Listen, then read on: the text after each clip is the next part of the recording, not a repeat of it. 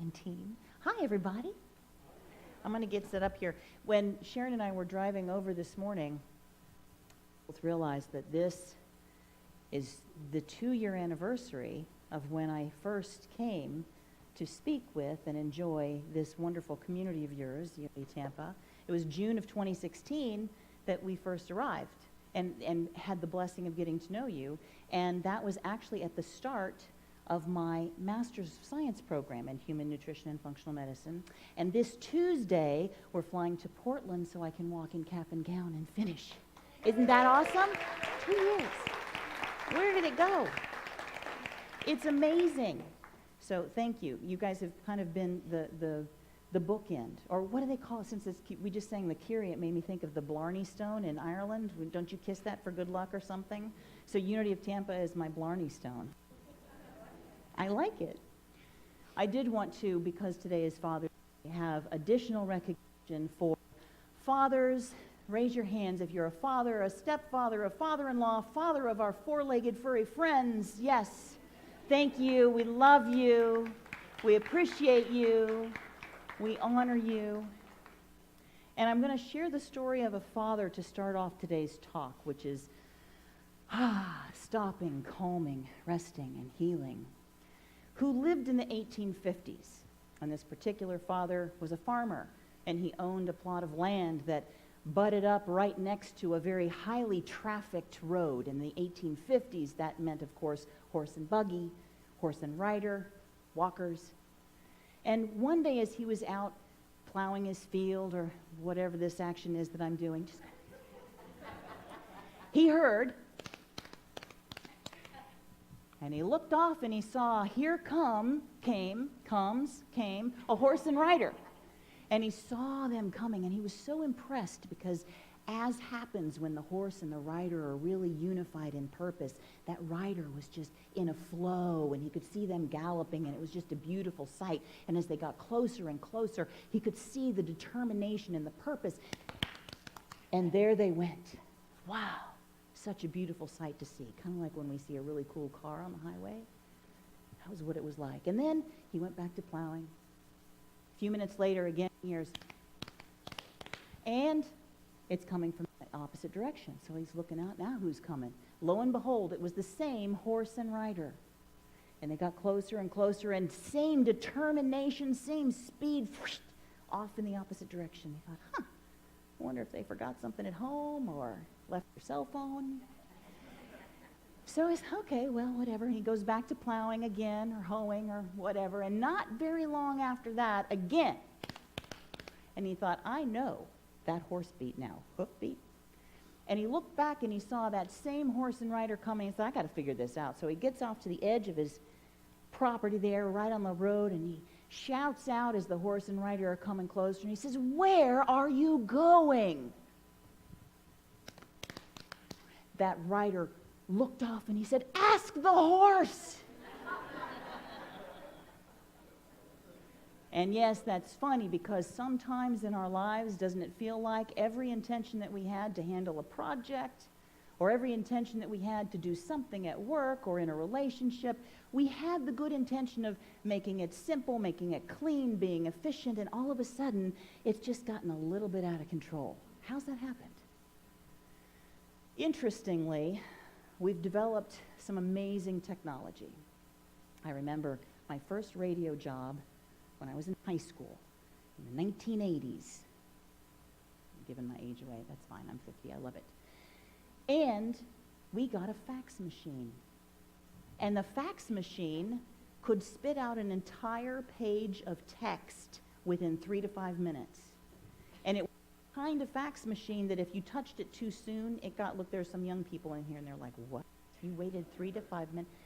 3 to 5 minutes. And if you touched it too soon, you remember the carbon would come off, so you had to let it dry. But we were cool. We were advanced. We had a fax machine. I could pick up the phone, writing commercials at the time, and I could say to whatever company had purchased airtime on our station, hey, send me over the details and I'll write up your script and I'll fax it back to you. We were big stuff. Well, now we have email with attachments. We have phones. You can do FaceTime overseas with people instantaneously. And all of this technology has given us the freedom to be able to have computers do the work, right? And yet, because we have this technology, we've also kind of added an additional, well, we've got this technology, so I can do this. Or maybe it's the boss who says, hey, can you handle that? Can you do this one more thing? Let's put this in your cart. Hey, one more project, one more responsibility. My sister and her husband, I have a beautiful niece and nephew, they're 15 and 14. And they said we didn't realize how busy they would be at 15 and 14. But because we have cars and not horse and buggies now, we're having to drive 2 and 3 times a day for swim meets, track meets, basketball, soccer, you name it. There's so much we're involved in and doing because we have the ability and the technology to handle it. And it's piled on and piled on. And the stress builds and the stress builds until, Duncan, you feel like the donkey. I can't go anywhere. I'm swimming in midair. Now, the donkey didn't do it to himself, and sometimes we feel like we haven't done it to ourselves either. And yet, modern day, we overload. We get on overload. We accept more tasks. We know that we can do more clients. Well, I can do one additional thing. I'm going to super succeed in customer service. Duncan? Stopping. I love this quote by Andrew Bernstein. Stress doesn't come from what's going on in your life. It comes from your thoughts of what's going on in your life. Perception. We know that what some people perceive as stress, other people perceive as opportunity and fun. Some people get really stressed out about taking a test. Others thrive on it. It's like a puzzle. Some people get stressed out about going on vacation because that means I'm going to come home to 500 to 2,000 emails and tasks to do. And others look at vacation and say, oh, I get to take a break, turn things off. Perception. How many of you have seen this diagram before? Couple. I first saw this about 20-something years ago, and I thought, wow, that stayed with me. If you look closely, raise your hand if you see an old woman. Okay? Now raise your hands if you see a young woman. Now raise your hands if you see both. Okay, so some don't yet. Let's walk them through it. First, I'm going to do the old woman. She's facing this way. The first big white part is her nose. Comes down into her chin, and you see her mouth here with the mink and a scarf around her head. Now let's do the young woman. Her head is turned away. You see a little piece of her nose. This is her cheek, the outline of her jawbone. She's wearing a choker or a necklace. She's got a hat with a feather or plume or something. If you take a minute and I say, see the old woman, you can see the old woman. Now I say, see the young woman. It's a little bit of an adjustment, but you can see the young woman. Here's the miracle of that. You are the co-creator. You get to create what you perceive. But try this. Try seeing them both at the same time.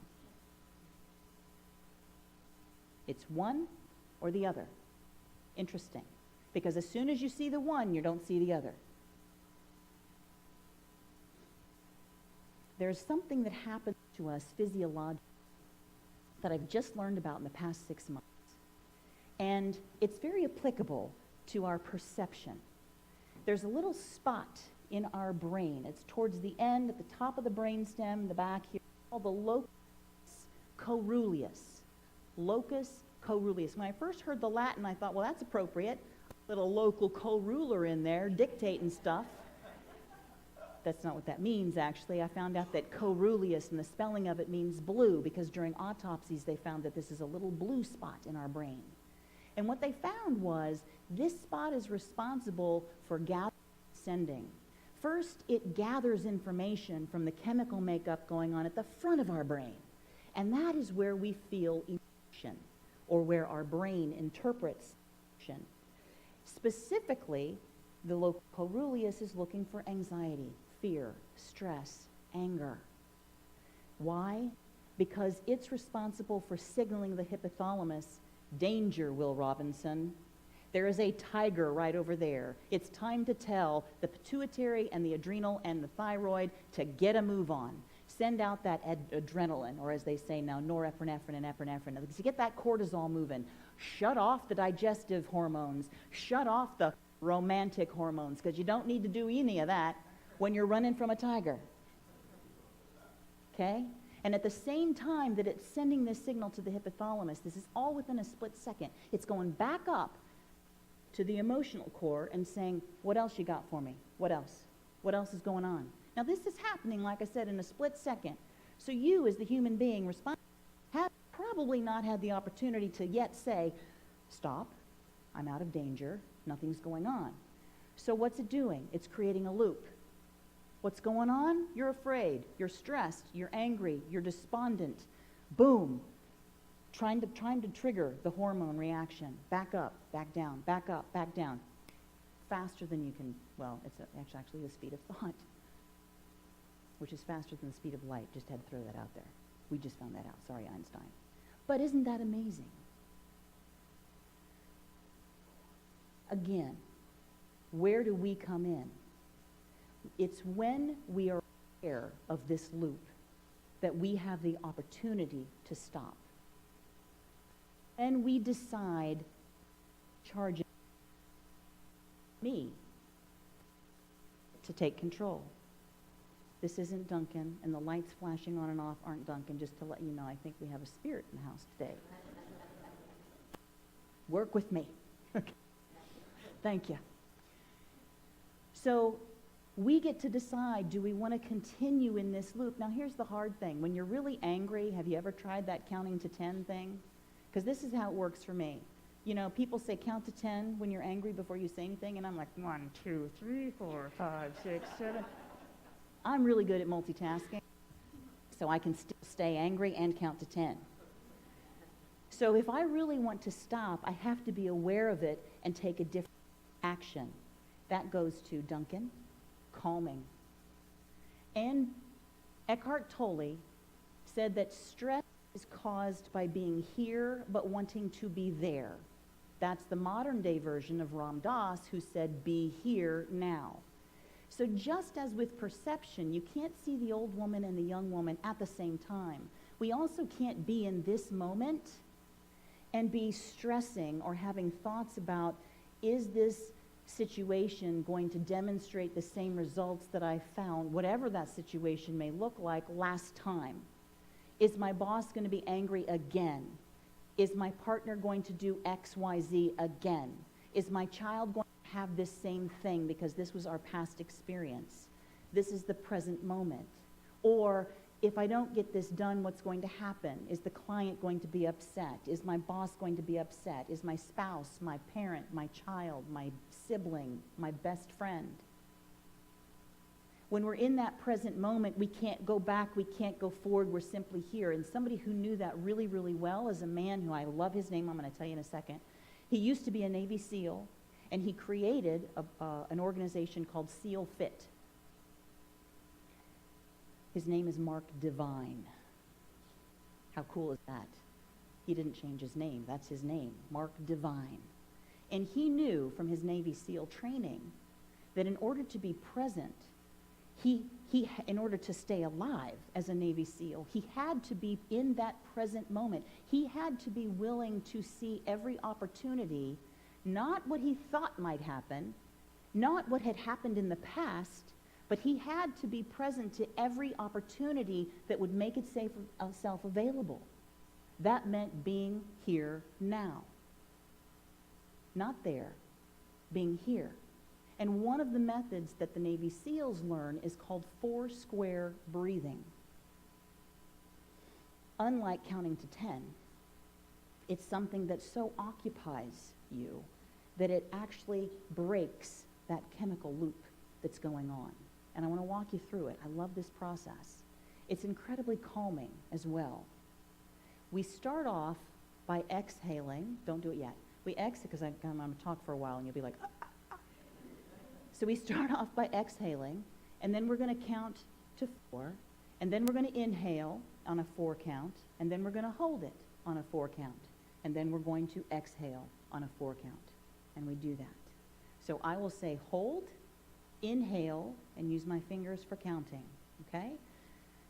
Exhale, get everything out, and hold 2, 3, 4. And inhale 2, 3, 4. And hold 2, 3, 4. And exhale 2, 3, 4. One more time. Hold 2, 3, 4. And inhale 2, 3, 4. And hold 2, 3, 4. And exhale 2, 3, 4. If you were able to do anything other than to try to figure out how to count and breathe at the same time, I admire you immensely. But that's a wonderful tool to get out of that loop of anxiety, of fear, of anger. Love that exercise too because it incorporates the breathing, which we know in Unity is essential, that life-giving force. And it can set us into the state that we need to be to practice what Thich Nhat Hanh describes in detail in this book. Now, Thich Nhat Hanh, Buddhist monk, many of you are familiar with him, author of many, many books, a few dozen, I want to think, at least a dozen. The heart of the Buddha's teaching. And stopping, calming, resting, healing is a Buddhist practice that is done with intention. Now, I'm giving you some aspects of it kind of from a modern Sir Walter standpoint. But as you read through this, you can also make it more applicable to yourself. But it's in the calming state, once you've stopped that chemical flow, that we can apply these 5 steps. First is recognition.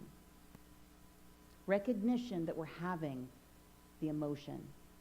You know, it's interesting and important that often we don't recognize that we're angry. We just stay in the state of anger.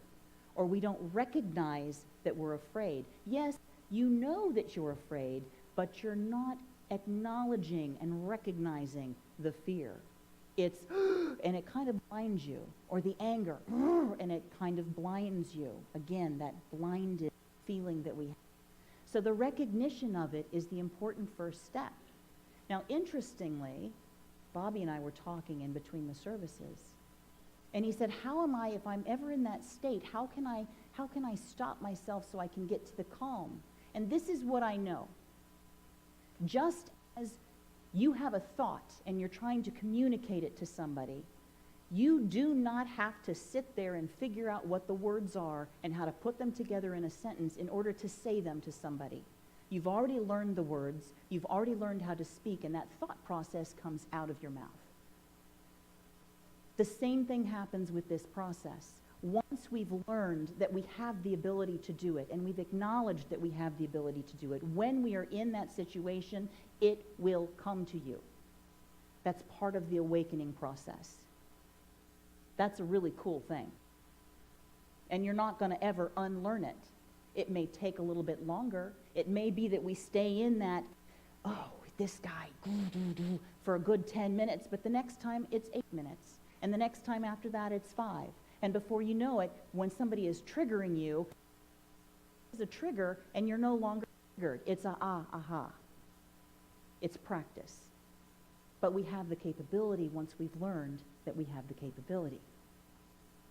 The second thing that Thich Nhat Hanh talks about is acceptance. Accepting the feeling is also vitally important. We live in a culture that says, don't accept your anger, don't accept your fear, or your despondency, or your anxiety, because those are bad things to acknowledge. And I'm going to tell you, I completely disagree with that. I am a spiritual being here to have a physical experience, and thank you, God, that the GPS that I came into this world with gives me the ability to see how incredible I am by pointing out that I am incredible. What does that mean? It means that when I'm feeling that way, my internal soul is saying, this isn't you. This isn't you. It's like little windshield wipers. This isn't who you really are. Hello, hello, hello.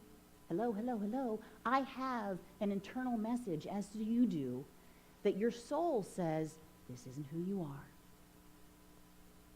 So I get to acknowledge it, and I get to say, I'm feeling anger. Thank you, anger. Awesome. You're like one of my best friends telling me that this isn't really who I am.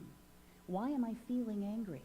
Step 3 is to embrace the anger, the tension, the stress, the anxiety, the frustration. Embrace it like a baby.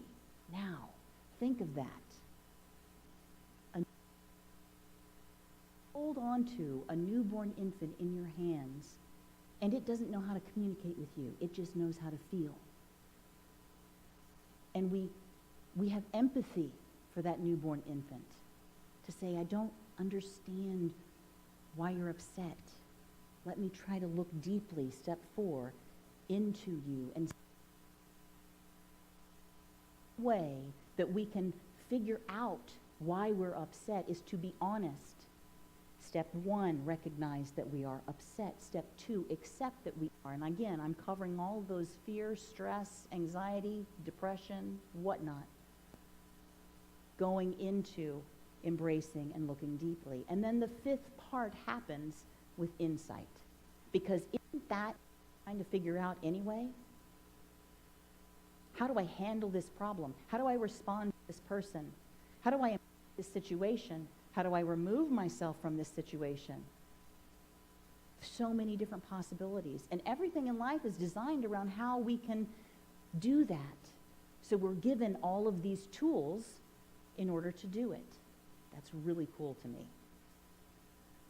Duncan, next slide. Resting. This Chinese proverb, tension is who you think you should be.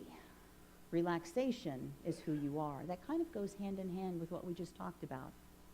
That acceptance, that knowing. But even further than that, acknowledging that who you are in that particular moment is not the sum equation of who you are. It is that reflection of who you are expressing yourself as in that moment. Does that make sense? It's not the totality of you. It's simply one facet. When we go into meditation, we really learn the process of identifying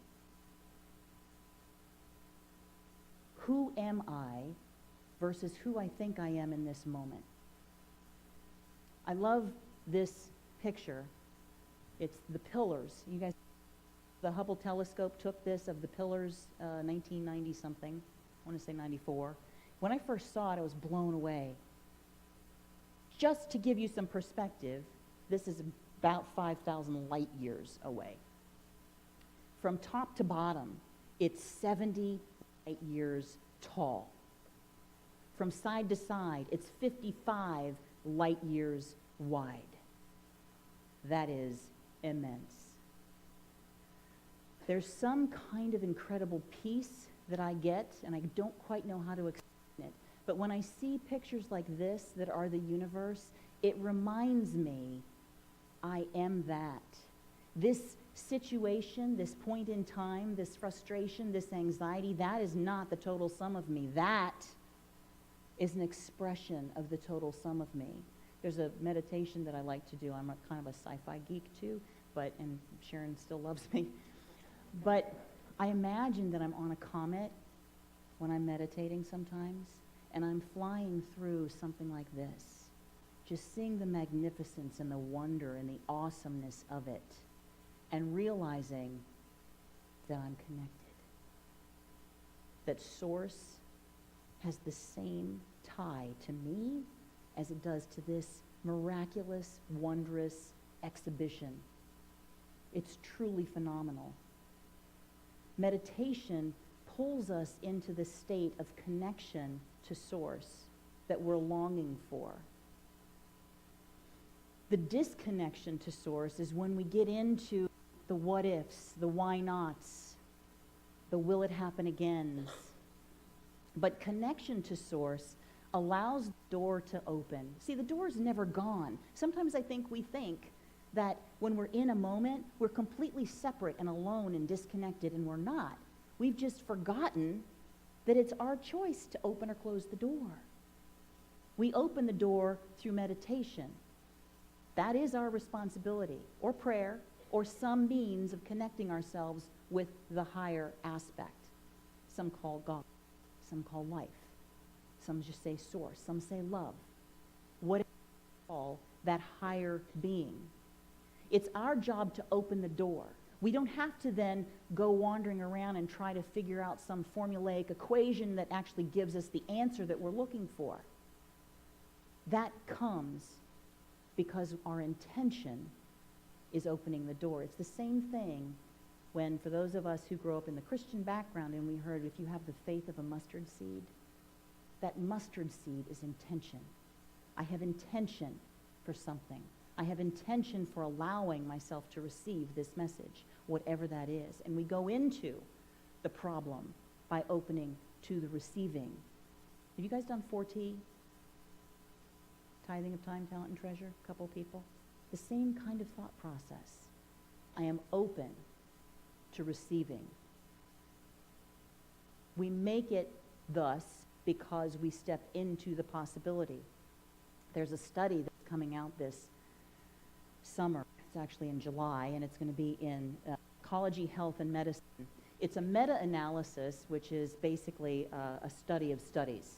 And there were 42 studies that took part between 2005 and 2015 on meditation and meditation's impact on disease, conditions, symptoms, illness.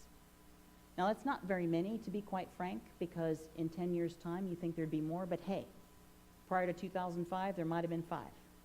So we're getting better at looking at the process scientifically behind why meditation works. They found, and these aren't just little areas or conditions, they looked at these 42 studies covered meditation's effect on cancer, HIV, depression, anxiety, wound healing, sleep disorder, cardiovascular disease, fibromyalgia, and all of the conditions that go with them. Immunological responses, hypertension, high cholesterol, all of those that we're all familiar with. Every single study showed a positive relationship. That means an improvement between meditation and its effect on what the study was studying, disease, condition. And one in particular showed a halting and a regression of the disease. Now, we don't know which one yet because it comes out in July, and I read the abstract, which is just the summary of the study, but I can't wait to see that study. This is what's so cool about this particular time that we're living in, because we've known this, right, in New Thought, New Science, in Unity. We've known that meditation and prayer and going within is a vital aspect of who we are and who we can express as, and it's very pertinent to our spiritual, mental, emotional, physical health. Is all tied together. We know that. That's what a lot of people call the woo-woo. But the woo-woo is now meeting the wow because science is showing that the woo-woo is true. How awesome.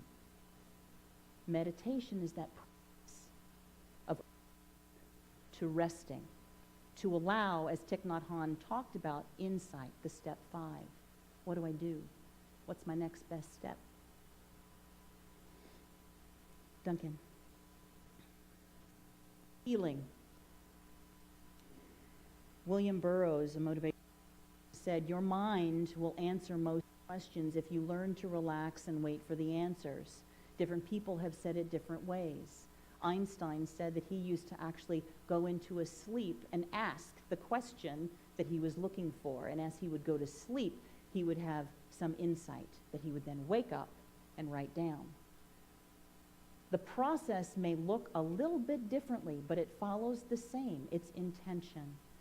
Meditation, prayer, journaling, being intentional about taking that activity is vital to the healing. The healing is not our responsibility.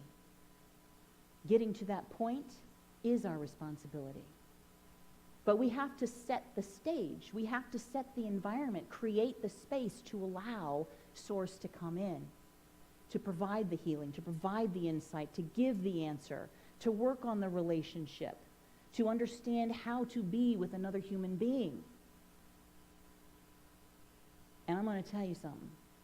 I think that's the absolute coolest part of this experience, because we have come here intentionally to be able to experience who we really are, in a very defined physical state.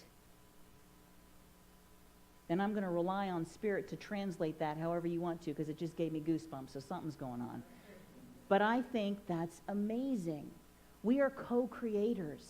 We're not victims. We're not handcuffed to some point in time where stressors are affecting us. We came here into physical bodies that were designed to tell us something's amiss. Your blood pressure's through the roof, girl. Get control. Stop this loop. Put yourself in the position of being able to receive. You have the ability to do that. And you can do it at any time and in any place. I got an amen back there. And I love that part. And that's what we do here when we come together. And when two or more are gathered, wow, we just open up a whole bunch of opportunity. We have individual doors, and when we put them side by side into big barn doors and bigger, and everything floods through.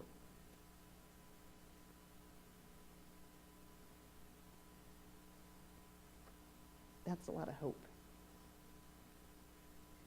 I'm going to invite Olivia back up. She's going to take us through into our meditative practice. As she's singing, and she's singing these words, put yourself in that space of connection, that space of being open to source, listening, receiving, allowing.